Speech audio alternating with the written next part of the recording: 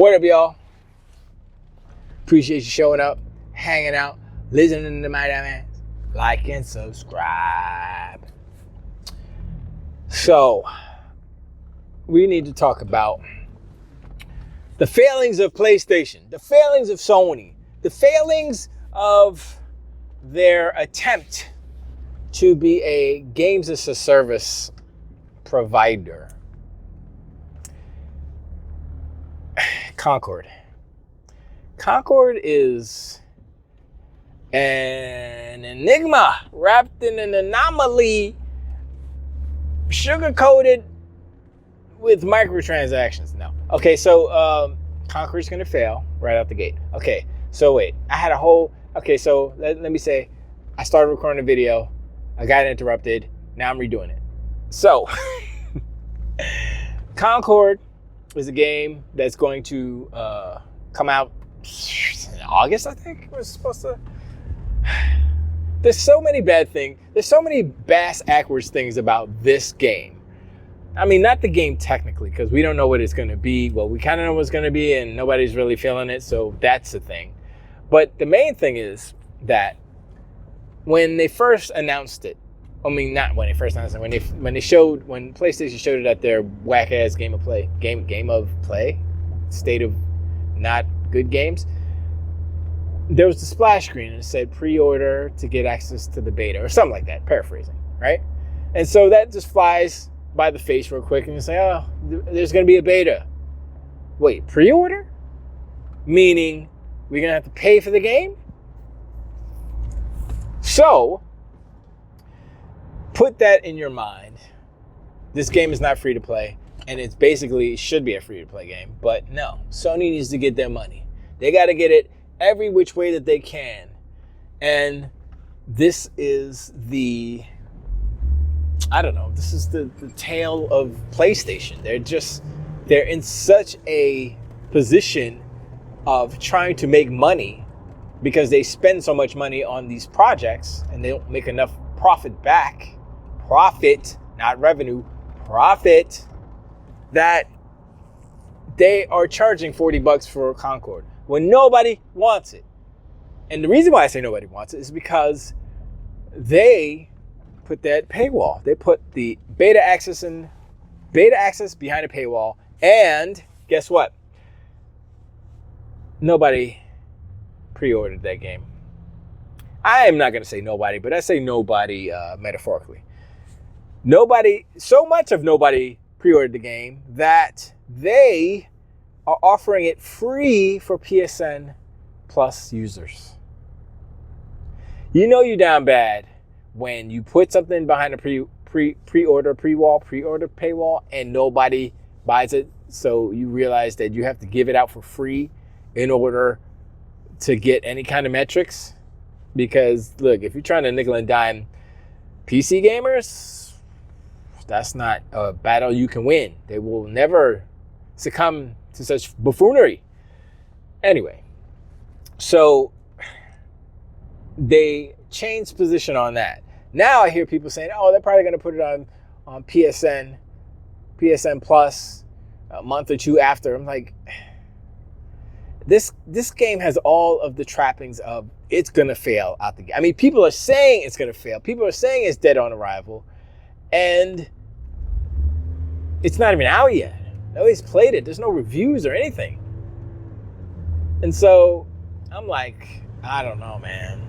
Maybe Sony should just not get into the games of service venue genre. Just don't do it, because everything they've put out as games of service type of game, multiplayer game,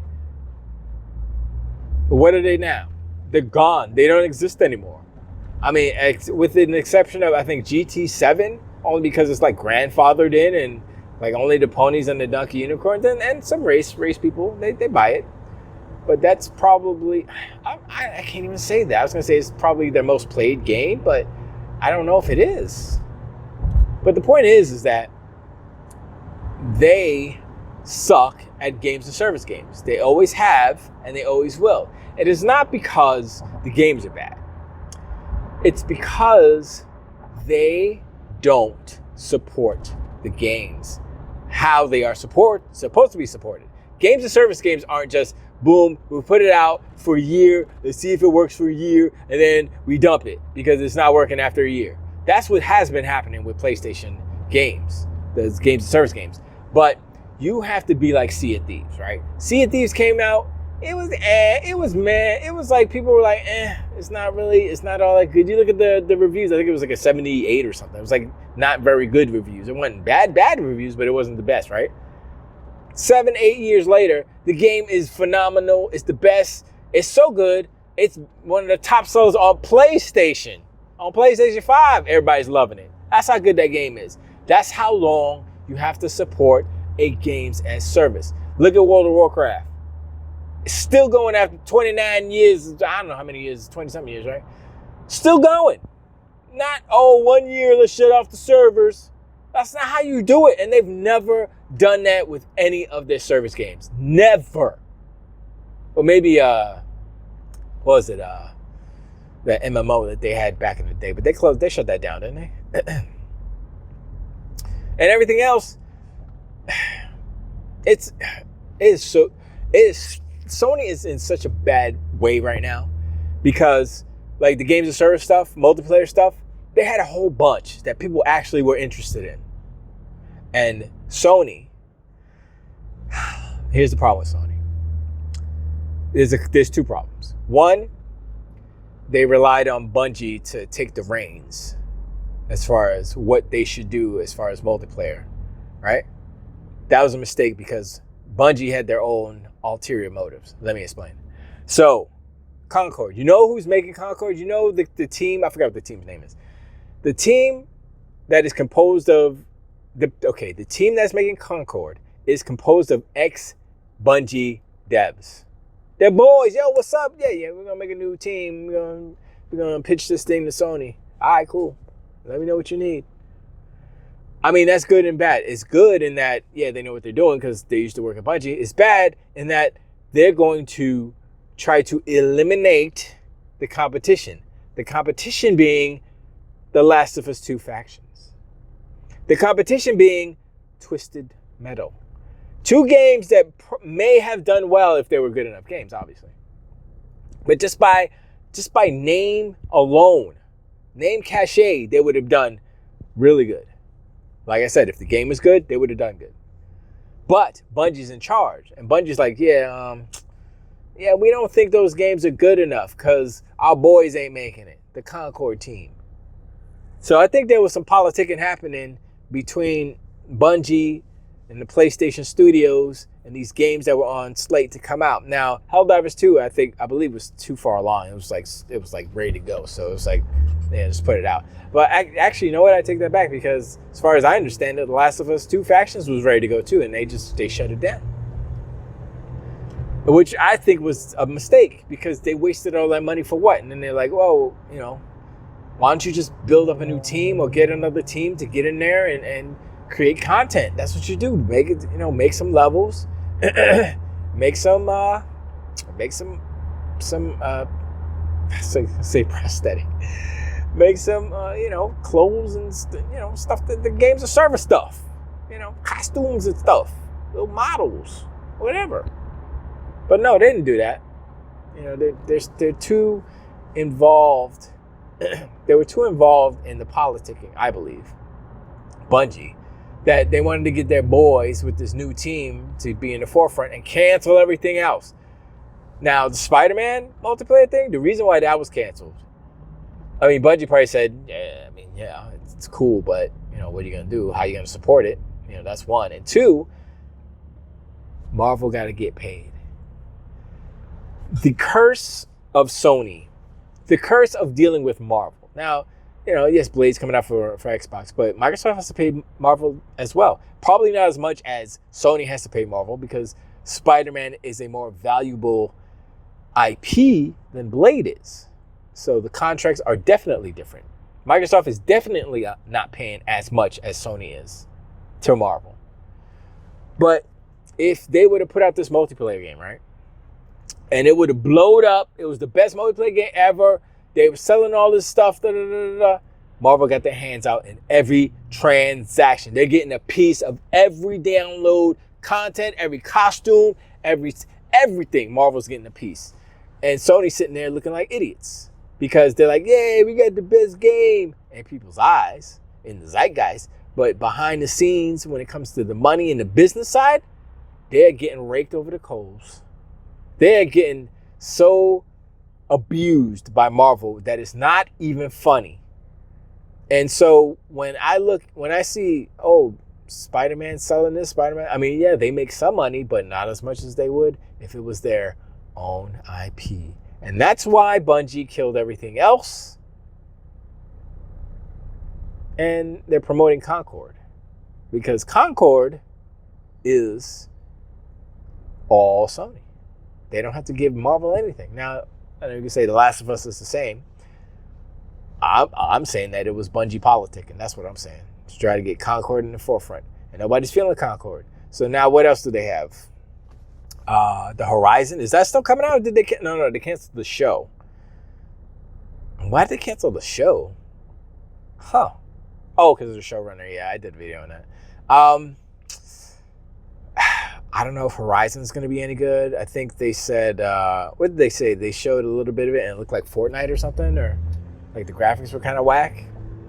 And so I'm like, that's Sony. That's a Sony curse happening again. Sony created this whole situation for themselves, by creating these unrealistic game expectations. Like, yeah, we can make a game. It's like, oh, Sony can do it. It's like, yeah, look where they are now. Sony can do it, but now they're struggling. They can't do it every year. They can't do it every quarter like Microsoft is doing. So they, unsustainable. We said these things. And, people are like, oh, PlayStation, the quality games and all that stuff. And I'm like, all right, well, whatever. But it's not going to last. Unsustainable is unsustainable regardless of what you may think. You may say, oh man, this game is so dope, it's so great. Look at this quality. And then, it's like PlayStation is not pulling their weight. They're leaving money on the table. They figured that out.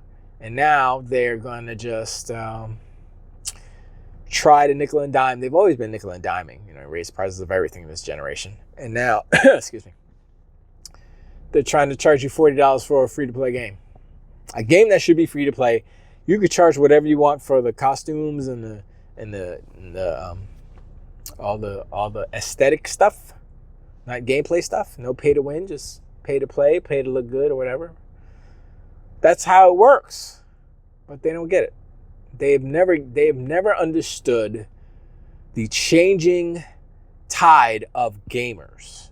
And that's the main problem with Sony right now. Sony thinks that the video game people who are buying their consoles or who will buy the console are the same people who bought them in the 90s. And it's not the same people. Those people have kids. Those people have kids who bought a Switch for their kids. So if PlayStation had a Switch competitor, which they did, but they abandoned it, just like they abandoned everything else. They abandoned their gas games. They abandoned their PSVR 2.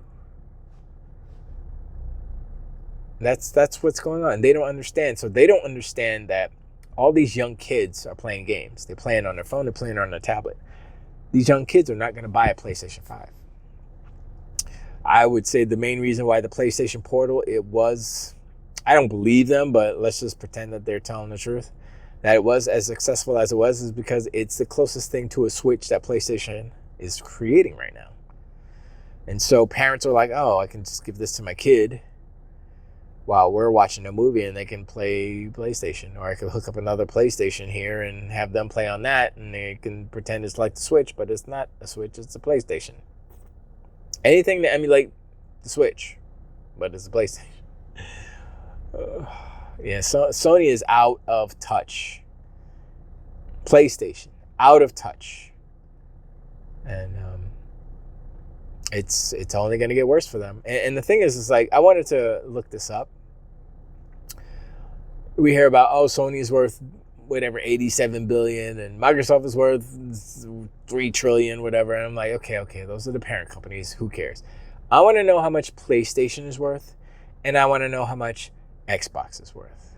And I want to look at those numbers. That's what I want to look at. I want to see how close or how far they are. I know PlayStation makes more revenue, obviously, but they also spend more money, and they make less profit than Xbox. So, all these numbers are important, and it's all part of the machine, but you can't just spout out one metric without giving the whole picture.